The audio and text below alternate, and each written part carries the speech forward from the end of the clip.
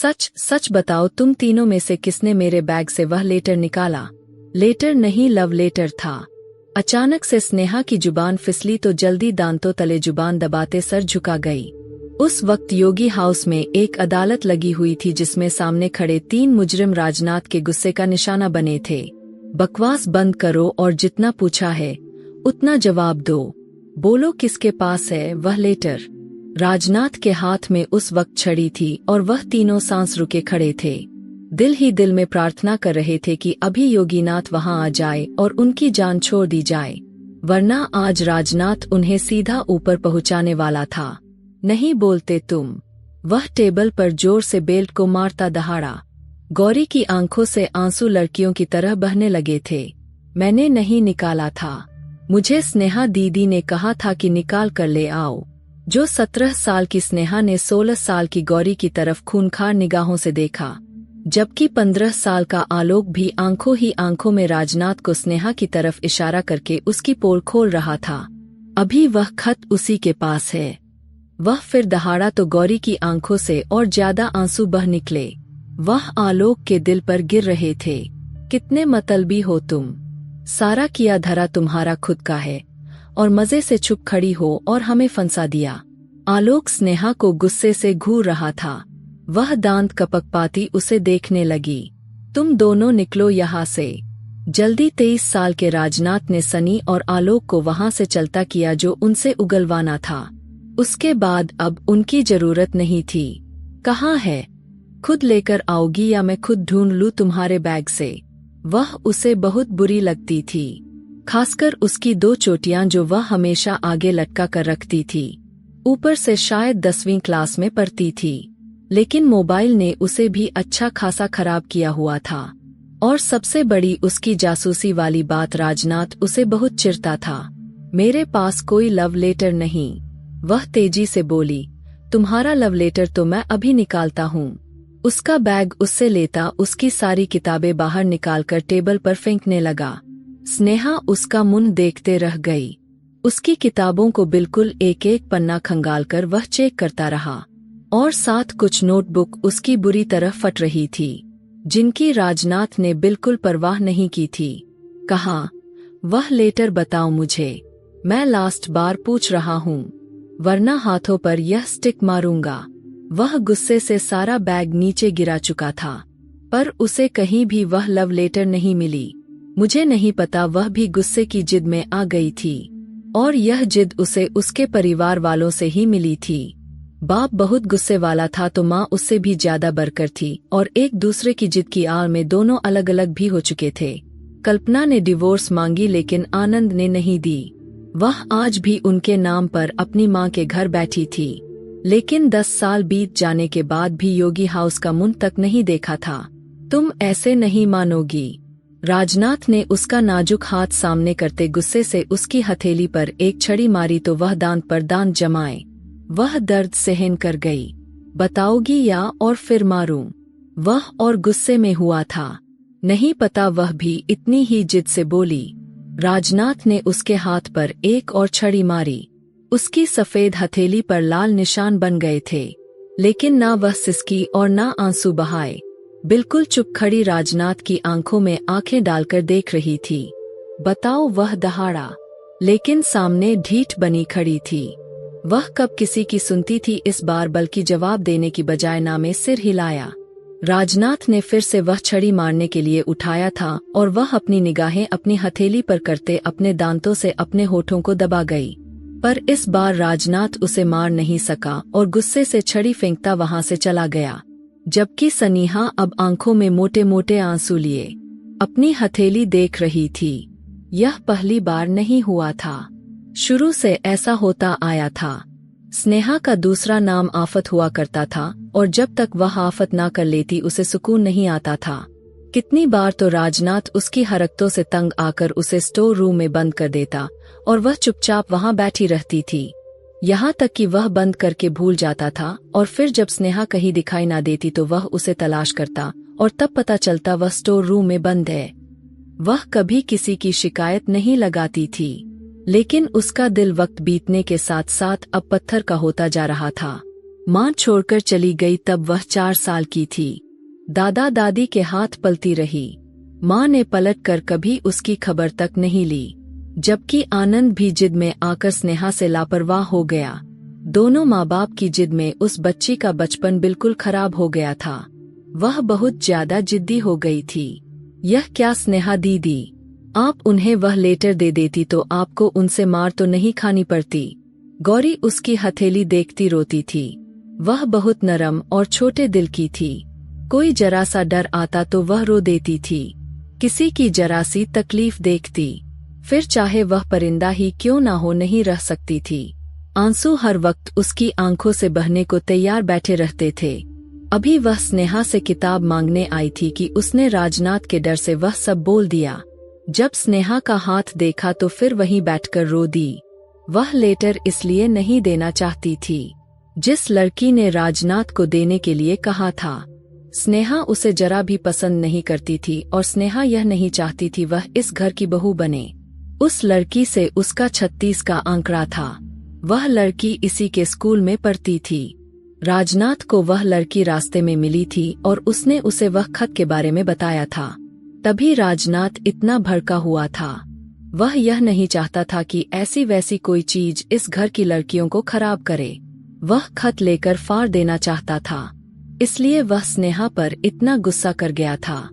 से नहीं है ही क्या वह जो बाज आती, वैसे तो वह राजनाथ से बहुत चिढ़ती थी। राजनाथ हैरान हुआ था तो वह बहुत मुस्कुराई थी। प्यार से मांगते तो जान भी दे देती, जिससे मांग रहे थे तो मर भी जाती, कभी ना देती। वह आंखों में जुनून लिए बोलती, गौरी को डरा गई थी। आपको दवा लगा दूं स्नेहा दीदी, गौरी ने उसे डरते हुए पूछा, पर वह चुपचाप रही। माँ बाप से वह लड़की नफरत करती थी, बहुत ज्यादा नफरत। अब उस लिस्ट में राजनाथ और योगीनाथ का भी हिस्सा हो गया था। वक्त बीतता जा रहा था, सबके बीच वही नोक झोंक चलती रही। 24 साल का था राजनाथ जब आनंद के पास विदेश चला गया और वहीं अपनी पूरी पढ़ाई की। स्नेहा को इस बात से बहुत गुस्सा आया था। आनंदनाथ के पिता योगीनाथ थे। आनंदनाथ स्नेहा के पिता थे, लेकिन कितने साल से वह बाहर थे। मजाल था कभी स्नेहा को बाहर बुलाया हो, लेकिन राजनाथ को बुला लिया। उन दिनों स्नेहा ने खाना पीना छोड़ दिया था। उसके दादा दादी उससे बहुत प्यार करते थे और कोशिश करते थे कि उसे किसी चीज की कमी महसूस ना हो, लेकिन वह 2-2, 3-3 दिन बिना खाए रह लेती थी, पर किसी को दिल का हाल नहीं बताया करती थी। तीसरे दिन खुद ही खाना पीना स्टार्ट कर देती। 10वीं के पेपर होने को थे। पूरे बोर्ड में टॉप किया था। योगीनाथ ने सब रिश्तेदारों को मिठाई बांटी, लेकिन स्नेहा खुश नहीं थी। यह खुशी तो माँ बाप के साथ मनाने में होती है, लेकिन उसके माँ बाप तो उसे पैदा करके ही भूल गए कि दादा दादी ने उसका बहुत अच्छे कॉलेज में एडमिशन करवाया था। अपनी जिंदगी में वह मगन हो गई थी, भूल गई थी कोई माँ बाप भी है और कोई राजनाथ जैसा आदमी भी है। लेकिन फिर जिंदगी ने ऐसा पलटा खाया जब वह कॉलेज के पेपर देकर फ्री हुई थी। उसे उसके दादी ने रोते हुए जो बताया, उसने तो उसके पैरों तले से जमीन खींच ली थी। उसके पापा आनंदनाथ को कैंसर था और वह उसे अपने पास बुलाना चाह रहे थे। वह खुद तो नहीं आ सकते थे, लेकिन वहाँ उनका इलाज चल रहा था। पर उन्होंने अपने माता पिता से बहुत इच्छा की थी कि वह स्नेह को उनके पास भेज दे। पापा की इस बीमारी का सुनकर उसका दिल दुखा था, लेकिन उसकी आंखों से आंसू बाहर नहीं आए और फिर उसने जाने से मना कर दिया। दादा दादी ने बहुत जोर लगाया। उसका पासपोर्ट वीजा सब कुछ मंगा लिया गया, लेकिन उसकी एक ही जिद थी, उसे नहीं जाना। कोई दूसरी बात नहीं, और फिर भी इतना मना करने के बाद वह आनंद तक पहुंच गई थी। वह जानते थे उनकी बेटी पर उनका हक है। उन्होंने फोन कॉल पर उससे बात करनी चाहिए, लेकिन स्नेहा ने फोन पर बात करने से मना कर दिया। उनकी हालत दिन ब दिन बिगड़ती जा रही थी। राजनाथ को रह रह कर उस पर बहुत गुस्सा आ रहा था। बाप मौत के मुंह में जा रहा था और बेटी को अपनी घमंड प्यारी थी। उसका दिल कर रहा था कि वह खुद हिंदुस्तान आकर उसे थप्पड़ मार मार कर यहाँ से ले जाए, लेकिन वह राजनाथ को इस हाल में अकेला छोड़कर नहीं जा सकता था। क्या बात है, क्या बात है? योगी जी क्यों अपसेट लग रहे हैं? इंदिरा देवी ने उनके पास आते पूछा। राजनाथ का फोन था। आनंद की हालत ठीक नहीं, मुझे लगता है मुझे जाना चाहिए वहाँ। इलाज तो हो रहा है, फिर हालात क्यों नहीं ठीक हो रहे, वह भी परेशान हो गए। जबकि दरवाजे के बाहर खड़ी स्नेहा ने उनके शब्द सुन लिए थे। वह अपनी बेटी को याद कर रहा है और प्रॉपर इलाज नहीं करवा रहा। अब जाकर उसे समझाना पड़ेगा कि जो बोया है वह काटना पड़ेगा।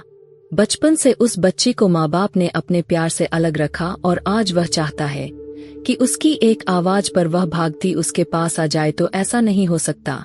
हम एक हद तक ही स्नेहा को समझा सकते हैं, उसके साथ जोर जबरदस्ती नहीं कर सकते। स्नेहा की साइड ले रहे थे और स्नेहा रोते हुए हंसने लगी। कोई था जो उसकी तकलीफ समझता था। 19 साल की हो रही थी, 4 साल की थी तब से वह अकेलेपन का गम को झेल रही थी। यूं तो सब थे, लेकिन माँ बाप की जगह कोई नहीं ले सकता। चाचा चाची थे। अचानक से ही उस जिद्दी लड़की ने यह फैसला कर लिया और अंदर आ गई। दोनों पति पत्नी एकदम से चौंक पड़े। मेरी फ्लाइट की टिकट बुक करवा दो, मैं भी जाना चाहती हूँ। अचानक से उसके मुंह से यह सब सुनते योगी इंदिरा देवी को बहुत हैरानी हुई और यह झटका सा लगा। लेकिन उन्होंने बिना कुछ कहे उसके सर पर प्यार भरा हाथ रखा और अगले दिन की फ्लाइट बुक करवा ली। उसे अकेले लंदन भेज दिया। जाना तो योगी साहब को भी चाहिए थी, लेकिन उनकी तबीयत ठीक नहीं थी और डॉक्टर ने लंबे सफर से मना किया था। वह अकेले ही लंदन पहुंची। राजनाथ को योगीनाथ ने खबर दी थी। वह उसे एयरपोर्ट पर लेने पहुंच गया था। लंदन एयरपोर्ट पर पहुंचते ही उसकी नजरों ने किसी अपनों को तलाश करती सब जगह ढूंढ लिया था। आपको कोई लेने नहीं आया, आप मुझे एड्रेस बता दीजिए, मैं ले जाता हूँ। स्नेहा ने पलटकर उस आदमी को देखा, कमघूरा ज्यादा, जो सारे सफर के बीच उसे तंग करता आया था, क्योंकि उसके सीट के बगल में ही उसका भी सीट बुकिंग था और यह सारे रास्ते स्नेहा को तंग करते आया था। तुमसे मदद नहीं मांगी, अपना रास्ता नाप लो। बहुत बदतमीज और मुनफत दिखाई दे रही थी फ्लाइट में। उसने तभी लिहाज कर लिया था, पर अब ज्यादा फ्री हो रहा था तो स्नेहा को आग सा लग गया। यार, आपसे मैं तमीज से बात कर रहा हूँ, आप बदतमीजी पर उतर रही है। उस आदमी ने बुरा सा मुंह बना लिया। अपनी तमीज अपने पॉकेट में रखो। जब मुझे बात करनी ही नहीं तुमसे तो मेरी मदद क्यों करनी है तुम्हें? वह दोनों हाथ सीने पर बांधे लड़ने मरने के मूड में आ चुकी थी। स्नेहा अपने पीछे जानी पहचानी आवाज सुनती पलटी। पूरे 4 साल के बाद उस आदमी को देख रही थी जिसे जिंदगी में वह सबसे ज्यादा नफरत करती थी। वह उसे पहचान गई थी। कुछ ज्यादा बदलाव तो नहीं आया था, बस देखने में पहले से कुछ ज्यादा खूबसूरत लग रहा था। जबकि वह स्नेहा को देखकर दंग रह गया था, क्योंकि उसमें तो अच्छा खासा चेंजिंग आ गया था। जो पिक्चर उसे योगीनाथ ने भेजी थी उसमें तो वह बिल्कुल स्कूल की बच्ची दिखाई दे रही थी। 2 चोटी बांधे हुए, जो राधनाथ को बिल्कुल पसंद नहीं थी। लेकिन यहाँ तो वह अपने बाल को हल्का सा कलर करते, क्लचर में ढीले छोड़ते, दुपट्टा गले में डाले, आंखों में चश्मा लगाए खड़ी थी। पूरी एटीट्यूड की दुकान लग रही थी। वह 2 कदम की दूरी तय करते उस तक पहुंचा था। पास खड़ा आदमी राजनाथ को देखते मुस्कुराया था। वह राजनाथ का दोस्त परेशान था। दोनों एकदम एक दूसरे के आमने सामने हुए और हालचाल पूछने लगे। ऐसे में राजनाथ ने स्नेहा को बिल्कुल ही नजरअंदाज कर दिया। वह बस उन दोनों को घूरती रह गई। वह गुस्सा पीकर अपना बैग लिए बाहर की तरफ निकली। चलो फिर, तुमसे कल मुलाकात होगी, इस आफत को घर पहुंचा दो। राजनाथ उसे एक्सक्यूज करता बाहर निकला तो वह सामने ही किसी टैक्सी को रोके उसे एड्रेस समझा रही थी। राजनाथ उसके हाथ से उसका बैग लेते अपने गाड़ी की तरफ बढ़ा तो स्नेहा उसे गुस्से से घूरने लगी। दोनों ही एक दूसरे के जिद में एक दूसरे को हरा रहे थे। वही गुस्से से खड़ी रही। तभी वह सामान रखकर वापस आया। खुद चलोगी या हाथ पकड़कर गाड़ी में बैठा दूं? जो उसको गुस्से से घूरते हुए उसे नमस्ते तक करना जरूरी नहीं समझा। मैं अब 15 साल की स्नेहा नहीं जिसे आप हाथ पकड़कर मारते थे। आज हाथ लगाओगे तो हाथ तोड़ दूंगी तुम्हारा। वह उसके पास होकर उसके कान में धीरे से बोलती वह खुद ही उस गाड़ी की तरफ बढ़ गई। राजनाथ तो उसका एटीट्यूड देखकर ही दंग रह गया था, लेकिन फिलहाल चुप रहना ही अच्छा समझा था। वह उसे लेकर अपने फ्लैट में आया, जहां वह दोनों रहा करते थे। आनंद को भी अपने साथ रखा हुआ था। उसने अपनी कमाई से वहां अपना खुद का फ्लैट खरीद रखा था। लड़का पहले से ही बहुत मेहनती था। अपने पैरों पर खुद खड़ा होना जानता था। 1 साल पहले ही उसने वहां शिफ्ट किया था। बहुत खुददार आदमी था, इसलिए आनंद के लाख चाहने के बावजूद भी वह उसके बड़े से घर में नहीं रह रहा था। पर अब जबकि उनकी तबीयत खराब होने लगी थी, वह उनका ख्याल रखने के लिए उनको अपने पास लाया था। स्नेहा का बेद खुद उसे लिए रूम में छोड़ने आया था और उसके पीछे ही वह चली आई थी। फ्लैट बहुत खूबसूरत था। स्नेहा ने दिल ही दिल में तारीफ की, लेकिन जुबान से कुछ नहीं कहा। यह अंकल जी का कमरा है, वह सामने है, चाहो तो जाकर मिल सकती हो। वह उसके तरफ देखता बोला, अभी दिल नहीं। वह बिस्तर के एक तरफ बैठी रूठे अंदाज में बोली। वह उसके पास आकर खड़ा हुआ, तो जल्दी से अपना दिल बना लो, क्योंकि तुम्हें यहाँ घूमने फिरने के लिए नहीं बुलाया, अंकल जी की खराब तबीयत की वजह से बुलाया गया है। जानती हो, एकदम उसकी बात काटते उठ खड़ी हो गई। खुद गर्ज लोगों की दुनिया में कमी नहीं, पर अफसोस माँ बाप को भी उस लिस्ट में शामिल करना पड़ता है, तो फिर यहाँ तकलीफ होती है। वह अपने दिल की जगह हाथ रखते दांत पर दांत जमाए बोली। वह छोटी सी लड़की को देखता चुप हो गया था, जिसका अंदाजा ही इतना जानलेवा था। ठीक है, जब दिल करे मिल लेना, वह इंतजार में है, अपनी कहता वह बाहर निकला और रुकते पलट आया। किसी चीज की जरूरत हो तो बता देना, बाकी खाने पीने का सब सामान किचन में मौजूद है। वह ना चाहते हुए भी उसे बड़ी प्यार से बात कर रहा था। स्नेहा इस बार चुप रही। वह जा चुका था, जबकि स्नेहा की आंखों में ना चाहते हुए भी आंसू बह निकले थे। उसके दिल में न जाने क्यों पिता के लिए तड़प उठती थी। वह तड़प जो कितने दिन से दिल में दबाकर बैठी हुई थी। उसके जाते ही उसके कदम उस कमरे की तरफ उठे थे, आंखों में आंसू थे। वह धीरे से दरवाजा खोलती अंदर दाखिल हुई तो सामने बिस्तर पर सोए हुए पिता दिखाई दिए। स्नेहा पूरे जिस्म से कांप कर रह गई। वह उसके पापा नहीं थे। उनके गाल पिचके हुए थे, आंखों के नीचे काले निशान पड़े थे, चेहरे की चमक उड़ गई थी। वह करीब हड्डियों का ढांचा बचे थे। उन्हें देख जोर जोर से रोते हुए पीछे हुई, दीवार के साथ जा लगी। नहीं, यह मेरे पापा नहीं है। उसने हमेशा पिता को एक हैंडसम और रोबदार आदमी देखा था। उनकी पर्सनालिटी बहुत जानलेवा था और स्नेहा को बहुत पसंद थी। चुप चुप कर पिता को निहारा करती थी, और जब वह लंदन आ गए तो योगीनाथ के मोबाइल से पिता की तस्वीर निकालकर अपने मोबाइल में सेंड कर लिया करती थी। फिर अपने रूम में बैठकर उनको देखा करती थी। यह राज आज तक किसी को मालूम न होने दिया, क्योंकि स्नेहा को अपने राज रखने आते थे। अचानक उसकी रोने की आवाज सुनता राजनाथ अंदर दाखिल हुआ। वह उसकी तरफ बढ़ा, जो अब ऊंची आवाज में रोना शुरू हुई थी। वह उसे लिए कमरे से बाहर निकला। वह नहीं चाहता था स्नेहा आनंदनाथ के सामने रोए। यह मेरे पापा नहीं, यह मेरे पापा नहीं, वह अजीब अंदाज में बोली थी। राजनाथ को वह अपने आपे में नहीं लग रही थी। पहली बार जो भी उनकी हालत देखता वह ऐसा ही बोलता था। फिर उसने भी तो अचानक ही देखा था। उसका इस तरह का एक्ट करना कोई अलग बात नहीं थी। नेहा, इधर देखो, संभालो खुद को। वह उसे सहारा देता एकदम बौखला गया था। उसके हाथ नहीं आ रही थी।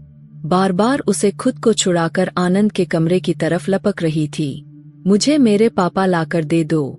यह मेरे पापा नहीं हो सकते। वह बच्चों की तरह रो राजनाथ का कॉलर पकड़ गई।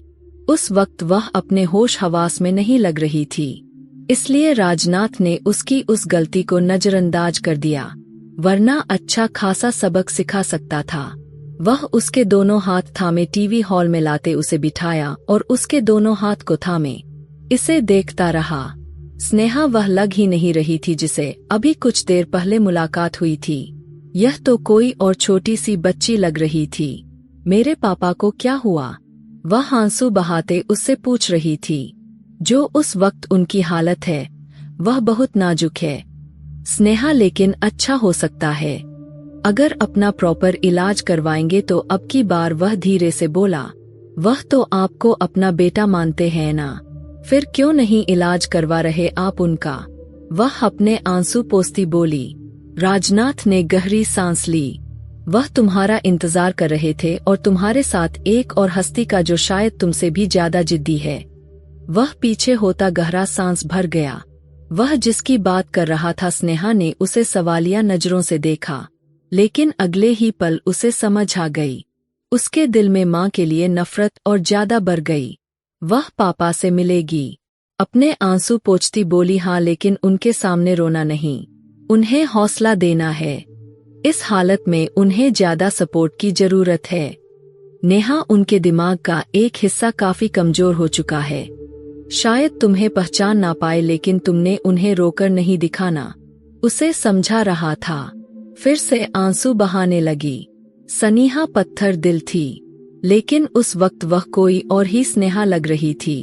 कैंसर सुना था, लेकिन जब आज अपने किसी को उस कैंसर में देखा तो पता चला यह बीमारी कितनी जानलेवा होती है। वह बाप के पास बैठी उनसे बातें करने लगी। उनका हाथ थामे अपने होठों से लगाए आंसू सब्र से पीने लगी। उसने अपने पिता के माथे पर होठ रखे सरना में हिलाती, दूर हुए, दूर रहो मुझसे स्नेहा बेटा, तुम्हें भी एलर्जी हो जाएगी। ना जाने वह यह सब कैसे बोल गए। पापा, आपको ठीक होना है, मेरे लिए खुद गर्ज जिद्दी स्नेहा तो कहीं थी ही नहीं। उसके बाद आनंद साहब के दिल पर जा लगे। वह इतने साल में पहली बार मुस्कुराए और फिर उनका इलाज शुरू हुआ, क्योंकि अब वह जीना चाहते थे। राजनाथ ने दिन रात एक कर दिया। उनके सारे टेस्ट एक बार फिर से होने लगे। कीमोथेरेपी हुई। अब कुछ हद तक अच्छे दिखने की कोशिश करते। उन्हें अस्पताल में एडमिट करना पड़ा। राजनाथ पानी की तरह पैसा बहा रहा था। बस उसे अपने अंकल को वापस चाहिए था। उनके तरफ से कुछ हद तक तसल्ली में हो गया था, लेकिन अचानक उनकी नई फरमाइश पर राजनाथ स्नेहा भी बुरी तरह से अपसेट हुई थी। उनकी इच्छा थी कि राजनाथ और स्नेहा की शादी हो जाए। स्नेहा किसी हालत में राजनाथ को अपना लाइफ पार्टनर नहीं देखना चाहती थी, तो दूसरी तरफ राजनाथ का भी यही हाल था। पर आनंद साहब की हालत को नजर में रखते हुए दोनों को यह करना ही पड़ा था और शादी हो गई हिंदुस्तान से। योगीनाथ और इंदिरा देवी, बाकी घर वालों ने वीडियो कॉल पर ही उसकी शादी अटेंड की थी। योगीनाथ ने उन दोनों को बहुत बधाई दी, जबकि यह वही जानते थे यह फैसला कितना सही होने वाला है। वह दोनों एक दूसरे की शक्ल भी बहुत मुश्किल से देखना पसंद करते थे और अब कहाँ सारी जिंदगी देखने वाले थे। पर आनंदनाथ की वजह से यह दोनों चुप थे। यह शादी कर गए थे क्योंकि उन्होंने अपने इलाज की शर्त यही रखी थी। वे दोनों अभी घर पहुँचे थे और बहुत ज्यादा थकान का शिकार हो गए थे। सोफे पर बैठे दोनों ही अपनी अपनी आंखें मूंद ली। दोनों में से कोई भी इस रिश्ते को एक्सेप्ट नहीं कर पा रहा था, पर फिर भी वह शादी जैसे मजबूत रिश्ते में बंध गए थे। कुछ खाना हुआ तो किचन में सब है, मैं सोने जा रहा हूँ। वह अपनी गाड़ी की चाबी और मोबाइल उठाता कमरे से बाहर चला गया। स्नेहा ने ध्यान देना जरूरी नहीं समझा। वह खुद इतना थक गई थी कि उसे खाने का क्या होश होना था। वहीं सोफे पर सर रखे आंखें मूंद गई। उसे न जाने कितनी देर हुई थी सोए कि अचानक जोरदार बिजली कड़की। बिजली के कड़क से उसकी आंखें खुल गई थी। बिजली दोबारा कड़की। सामने ही टीवी हॉल का डोर खुला हुआ था और हवाओं ने इधर का ही मुंह कर रखा था। बिजली कड़की तो जोरदार बारिश शुरू हो गई। स्नेहा को बारिश अच्छी लगती थी, लेकिन उसके साथ बादलों की गरज, चमक, बिजली की कड़क उसके पैरों तले से जमीन खींच लेती थी। बचपन में थी जब वह बादल गरजने की आवाज सुनती थी तो अलमारी में छुप जाया करती थी। बिजली चमकी, स्नेहा की बेचैनी बढ़ने लगी। कानों पर हाथ रखे वहां से उड़ती फिर से बिजली चमकती देख वह पीछे की तरफ भागी, सीधा राजनाथ के रूम की तरफ भागते अचानक उसे बाहर निकलता देख उसके सीने से जा लगी। क्या हुआ, तुम चिल्ला क्यों रही हो? उसे अपने सीने से लगा देख एकदम बौखला गया। वह उसे खुद से दूर करता वह उतना ही उसके सीने में छुपती जा रही थी। इतनी जोर से उसके साथ चिपकी थी कि राजनाथ को सांस लेना बड़ा मुश्किल पड़ गया था। पहले वाली बच्ची नहीं थी, अपनी जवानी से उसे अच्छे से मिलवा गई थी। पहली बार यूं किसी लड़की के गले लगा। उसे महसूस हो रहा था, यकीन नहीं कर पा रहा था, यही वह स्नेह है। बादल फिर से गरजे तो वह चिल्लाते ज्यादा उसके सीने में दुबक गई। राजनाथ ने अपने दिल को बेकाबू किए। एक गहरा सांस भरता उसे लिए कमरे में आया। दरवाजा लॉक कर लिया, लेकिन बादल की गरज और चमक कैसे रोक पाता। वह आवाज तो अंदर तक सुनाई दे रही थी। स्नेहा अब ठीक है, इधर देखो, मेरी तरफ देखो। वह किसी तरह उसे खुद से दूर करना चाहता था जो उसके चौड़े सीने में छुपी हुई थी। बाहर बादल, प्लीज मुझे छुपा लीजिए, किसी अलमारी में बंद कर दो। वह उसकी शर्ट को मुट्ठियों में दबोचे आंसू बहाते गहरी नीली आंखों से उसे देखती बोली। यही पल था जब राजनाथ के दिल की दुनिया को हिलाकर रख गई थी। वह अब भी उसके सीने से लगी बैठी थी। राजनाथ ने पीछे बैठकर सिरहाने से टेक लगा ली। उसे छोड़ नहीं रही थी, बिल्कुल उससे चिपकी हुई थी। उसे अपनी गोद में बिठाते वह पीछे हुआ तो उसकी गोद में दुबक कर बैठ गई। राजनाथ ने अपना होठ दांतों तले दबाया। वह उसके जज्बात पर बुरी तरह दबाव बना चुकी थी। रात की तन्हाई थी और वह उसकी धर्मपत्नी बन चुकी थी। वह उस पर हक भी रखता था। उसके दिल में इसी तरह के ख्याल उमड़ने लगे थे और उसके सीने से जा लगी थी। अपनी जवानी उसे अच्छी तरह से महसूस करवा गई थी। राजनाथ ने बेकाबू होकर अनजाने में उसके कमर के पास अपने बाजू जमाए तो अगले ही पल स्नेहा का बॉडी वाइब्रेट करता एक पल को थम सा गया। वह जो अभी तक डर के कांप रही थी, अचानक मजबूत हाथ उसके कमर और नाभि पर गया तो उसका डर कम हुआ था। उसने और ज्यादा अपनी बाहें आगे करते अब राजनाथ का हाथ उसके कमर से हटकर उसके गर्दन पर गई थी। वह और ज्यादा उसके साथ चिपक गई थी। वह उसे अपना रक्षक समझ रही थी। जैसे गरजते बादल, चमकती बिजली अब उसका कुछ नहीं बिगाड़ सकते थे। पर वह राजनाथ का बहुत कुछ बिगाड़ गई थी। उसके दिल की दुनिया में हलचल मचा गई थी। उसके जज्बात उभर चुकी थी। उसके जिस्म करंट पैदा करने लगी थी। वह धड़कते दिल के साथ आंखें मीचे। अब उसको पूरा महसूस करता धीरे से चेहरा उसकी गर्दन पर घुस आया और उसके नाजुक गर्दन पर किस करने लगा कि होठों का दबाव अपने गर्दन पर महसूस करती स्नेहा को करंट सा लगा था। उसने झट से अपनी आंखें खोल दी। होठों का दबाव बिखेरने लगा था जो उसकी गर्दन पर महसूस हो रहा था। स्नेहा के दिल की धड़कनें बरी थी, जबकि सामने के दिल की धड़कनों को भी वह आराम से सुन रही थी। वह पूरी तरह उसके बाहों में थी, के बालों को चेहरे से पीछे हटाता। वह उसके गर्दन पर अब पूरा झुकता अपने होठों में भर गया था। स्नेहा सिसक कर रह गई। अचानक उसे अपनी गलती का एहसास हुआ। वह खुद उसके सीने से आकर लगी थी। सामने वाले को क्या इल्जाम देती, लेकिन उसको हक नहीं था कि वह उसकी कमजोरी का फायदा उठाता, पूरी तरह उसमें गुम होता। अब स्नेह ने एकदम से उसे पीछे धक्का दिया। वह झटके से पीछे होता, उसे देखने लगा। दोनों की नजरों का गहरा आमना सामना हुआ। अपने सीने पर से उसका हाथ हटाती खुद से दूर धकेल चुकी थी, जबकि अभी तक खुद उसकी गोद में बैठी हुई थी। राजनाथ उसके यूं पीछे करने पर अपने होश आवाज में आया था। जो कुछ देर पहले उस लड़की के नजदीक प्यार ने उसके होश छीन लिए थे। क्या क्या कर रहे थे आप? शर्म नहीं आती यूं मेरा फायदा उठाते हुए? उसके सब तीर की तरह राजनाथ के दिल में लगे। उसके कमर में हाथ डाले, एकदम बिस्तर पर पटक चुका था। उसका सर तकिए पर रख गया था। क्या बकवास कर रही हो? होश में तो हो। कब फायदा उठाया मैंने तुम्हारा? वह ठंडे शब्दों में उससे पूछ रहा था। अभी जो मेरी यहाँ गर्दन पर निशान डाल रहे थे, वह क्या था? अपनी गर्दन की तरफ इशारा करती बोली तो राजनाथ के दांत के निशान दिखाई दिए। उसके चेहरे की तरफ देखते अगले ही पल उसके गर्दन पर फिर से झुकता जोर से वहां काट गया। स्नेहा तड़प कर रह गई। उसे पीछे हटाना चाहा, लेकिन उसके गर्दन के साथ जोक की तरह चिपक गया था।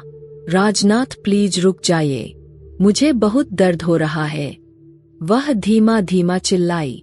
उसके दोनों हाथ पकड़ते तकिए के ऊपर एक साथ दबा गया, लेकिन अपना चेहरा उसकी गर्दन से नहीं हटाया। स्नेहा की आंखों से आंसू टूटकर तकिए में गिर रहे थे। उसे अपनी बेबसी पर रोना आ रहा था। वह कैसे उसका फायदा उठा सकता था, यूं उसके नजदीक आ सकता था। वह उसे अपने आप को छुड़वाते देखा तो खुद ही पीछे हुआ था। इसे कहते हैं फायदा उठाना। जो कुछ देर पहले तुम मेरे साथ ऐसे चिपक कर मेरे जज्बात के साथ खेल रही थी, वह उसके चेहरे के पास चेहरा करके धीमे अंदाज में दहाड़ा था। आज पहली बार स्नेहा को उससे डर लगा था। बचपन में जब भी वह उससे मार खाई कभी नहीं डरी, पर आज उसके इस व्यवहार से उसे डर लग गया था। वह पीछे हटा उसे खड़ा कर गया। वह बड़ी मुश्किल से अपने पैरों पर खड़ी हुई, जबकि राजनाथ उसकी कलाई एक हाथ से थामे हुए था। गौर से देखो, यह मेरा कमरा है और यह बिस्तर भी मेरा है। तुम यहाँ चलकर आई थी, मेरे सीने से चिपकी थी। मैंने तुम्हें खुद से दूर किया, लेकिन तुम फिर भी मेरे सीने में समाती रही, पर खोलती गई। बहुत बार तुम्हें पीछे हटाया, लेकिन तुम एक बार भी नहीं हटी हो और ज्यादा मेरे सीने में छुपती गई। अपनी जवानी का एहसास मुझे दिलाने लगी। मैं भी इंसान हूँ और तुम मेरी धर्मपत्नी हो। मेरे जज्बात भी अंदर से हिचकोले मारने लगे। मैं क्या कर सकता हूँ? अब की बार वह उसके पास होता। 2 कदम की दूरी पर रुक गया। मैं भी तो जज्बात रखता हूँ ना। शादी कर चुका हूँ तुमसे। तुम मेरे करीब आओ तो ठीक, मुझे भटकाओ तो ठीक, और मैं बहक गया तो फायदा उठा रहा हूँ। वाह, यह कहाँ का इंसाफ है। अब की बार वह उसका हाथ छोड़ दिया। उसने अपने गालों पर बहते आंसू पोंछे। जाओ यहाँ से। वह अपना मुंह फेरते ठंडे शब्दों में बोला। बारिश अभी भी जोर से बरस रही थी। सुना नहीं तुमने? आउट। वह उसके तरफ पलटता खूंखार नजरों से उसे देखता दहाड़ा तो वह एकदम कांपते दरवाजे की तरफ बढ़ गई, लेकिन दरवाजे के पास जाते वहीं जमीन पर बैठ गई। वह स्नेहा आनंद की बेटी थी जो किसी से नहीं डरती थी, सिवाय उन बादलों के इस बिजली के चमकने से। किसी ने भी तो उसे अपनी गोद में लेकर नहीं कहा था कि मत डरो, यह सब कुछ नहीं कहेंगे। वह अंधेरे से दोस्ती करने वाली बिजली की चमक से डरती थी।